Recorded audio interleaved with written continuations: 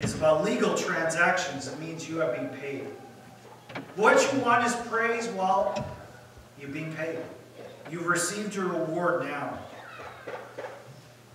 You sow for praise, you will get it. Because we sow what we reap.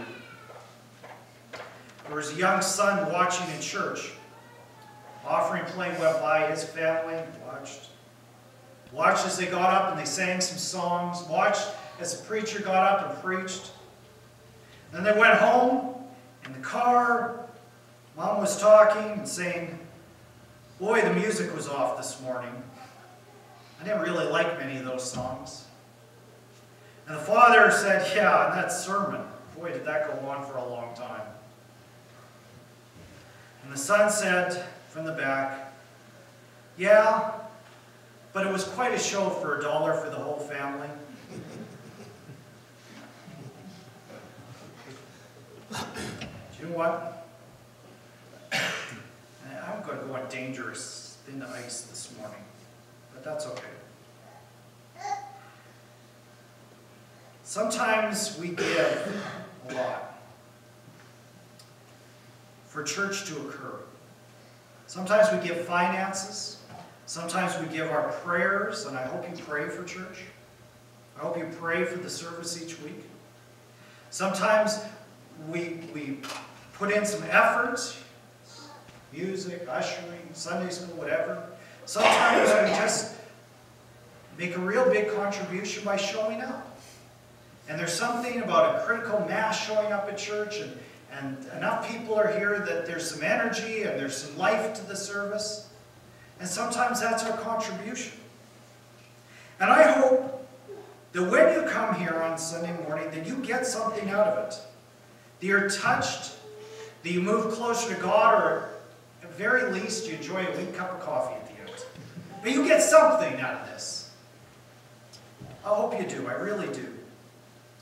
Often when Onel is involved with the music, she'll come up here as the practice starts. She'll say a little prayer, and I've noticed she very often prays that she hopes at least one heart is touched.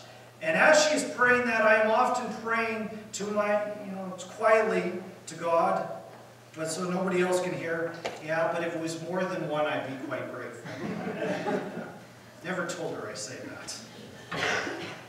But I often do. And some weeks, so that I can come up here and I can tell that I've lost most of you. I can tell when people are engaged with the sermon. I can tell who's paying attention. I really can.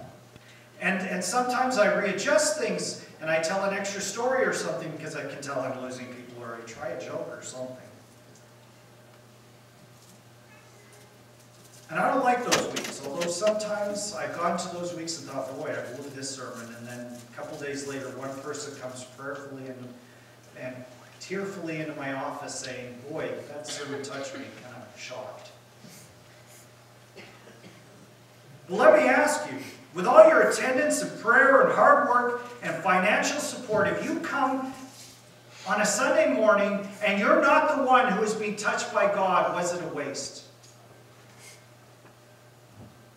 Was there a point of you coming? Was there a point of you giving? Of taking an hour of your week and sitting here? I think sometimes there is. Because sometimes there is something that there is more reward when we didn't get a reward here, but somebody else did. Sometimes I've never heard this from somebody who attends this church, and I'm grateful for that. But I have heard this from other believers who said, I've stopped giving to my church financially because I'm not getting anything out of it. And you know what? Maybe the point is we give when we're getting less, because maybe somebody else is getting more, or maybe the reward will come one day. I started to work a little bit on our annual reports and started to think about my report, and in my report I am going to say that one of the big things that I've noticed changing the last couple of years, and this is starting to snowball, is I'm spending a good 1/4 of my time doing what I call social work, helping people who have no connection with this church and maybe very little connections with anybody, and they're really struggling in life. your giving to free me up to do that a little bit.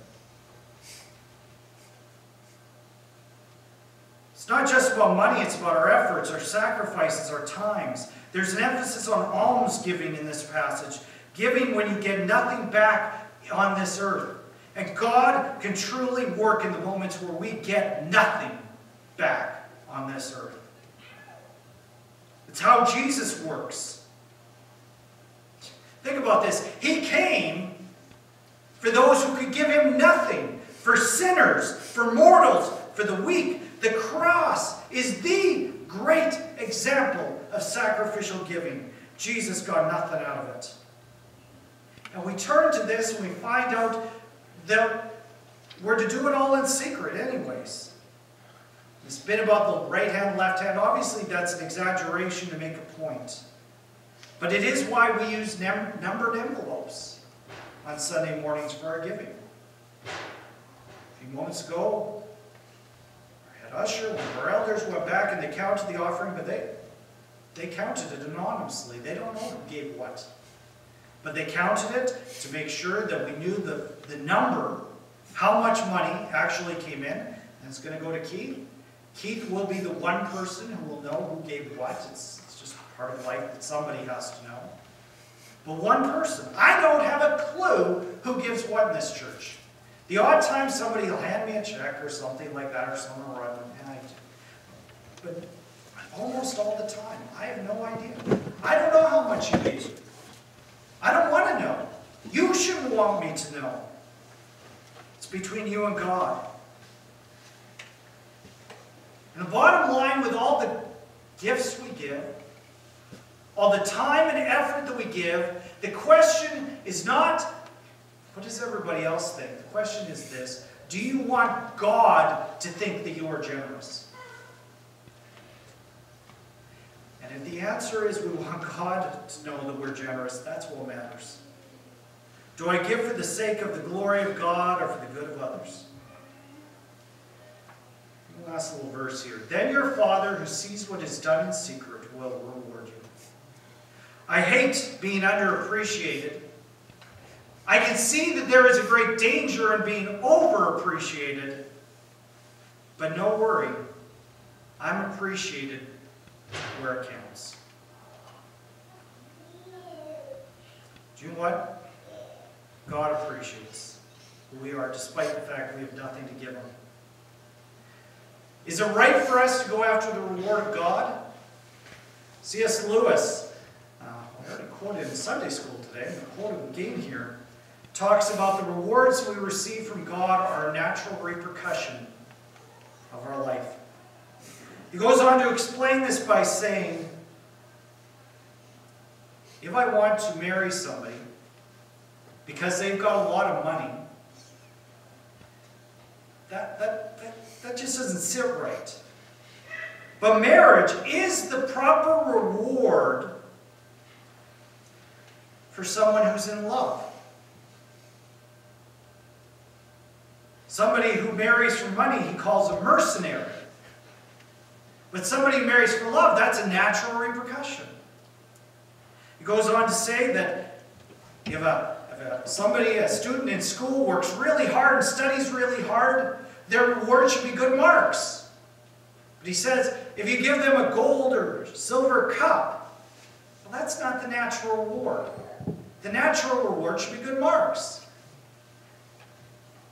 And he concludes by saying this: the proper rewards are not simply tacked onto the activity for which they are given, but they are the activity itself in consummation.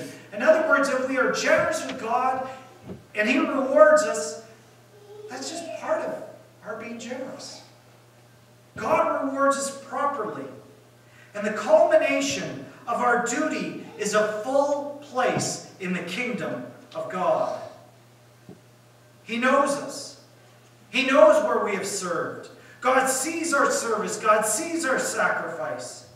This verse literally says, the seeing Father of secrets. The seeing Father of secrets. God does not miss what we do. We put aside ourselves. and we are concerned about, and we are captivated by God. We learn to be satisfied there. A reward that is future, but is also present. Present that we grow and become more effective, the more I put myself aside and sacrifice for others. But it's also a future reward. How's it going to look like? I don't know fully. But Jesus sure builds up the reward. He makes it sound pretty important. In the end, the praise, the appreciation of Jesus is so much more than anything I can want. And that's what matters. This whole thing, don't chase after the praise of mankind. Chase after the praise of God.